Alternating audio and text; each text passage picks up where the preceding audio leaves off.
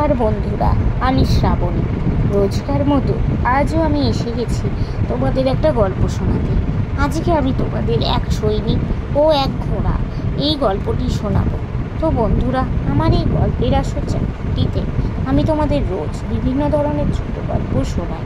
আমি যেহেতু একজন শারীরিক প্রতিবন্ধী, নিজের প্রতিবন্ধকতাকে ভুলে নিজের একটা পরিচয় তৈরি করব, সেই লক্ষ্যে এই গল্প শোনানোর কাজটা শুরু করেছি।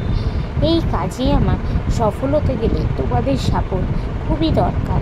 তাই আমি তোমাদের রিকোয়েস্ট করছি, প্লিজ তোমরা আমার বলা গল্পগুলো স্কিপ না করে গিয়ে পুরোটা শোনো। আমার চ্যানেলটা সাবস্ক্রাইব করো, লাইক করো, কমেন্ট করো ও একটু শেয়ার করে দাও। আর এখনও অবধি যে বন্ধুরা আমার চ্যানেলটা সাবস্ক্রাইব করেছো তাদেরকে অনেক অনেক ধন্যবাদ জানিয়ে আজকের গল্প শোনানো শুরু করছি। গল্পের নাম এক সৈনিক ও এক ঘোড়া। এক দেশে এক রাজা ছিল। রাজার ছিল এক প্রিয় সৈনিক। সেই সৈনিকের ছিল একটা খুব ভালো ঘোড়া।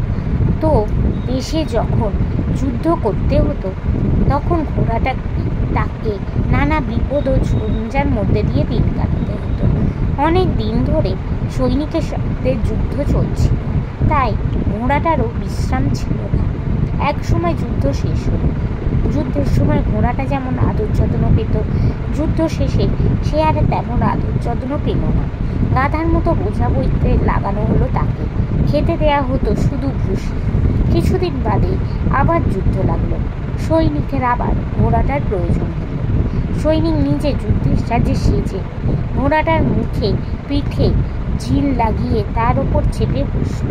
কিন্তু ঘোড়াটার তো না খেতে পেয়ে আর না যত্ন পেয়ে আগের মতো আর শক্তি ছিল না। সে তখন সৈনিককে বলল, কি আর করবো বলো, আমি তো আর আগেকার মতো সেই ঘোড়া নেই। আমাকে তুমি গাধায় পরিণত করেছো। তুমি গিয়ে এবার পদাতিক দলে নাম লেখাও। তোমাকে সাহায্য করা আমার পক্ষে সম্ভব হচ্ছে না। আমি তো ঘোড়াই ছিলাম, কিন্তু তুমি আমায় গাধায় পরিণত করেছো। এখন আমি আর ঘোড়া হবো কী করে বলো? এই গল্পটি থেকে আমরা কী শিক্ষা পাই? না, দুঃসময়ে যে সাথী হয় সুসময়ে তাকে কখনোই অবজ্ঞা করতে নেই। নমস্কার। তো বন্ধুরা, আজকের এই ছোট গল্পটা এখানে শেষ হল।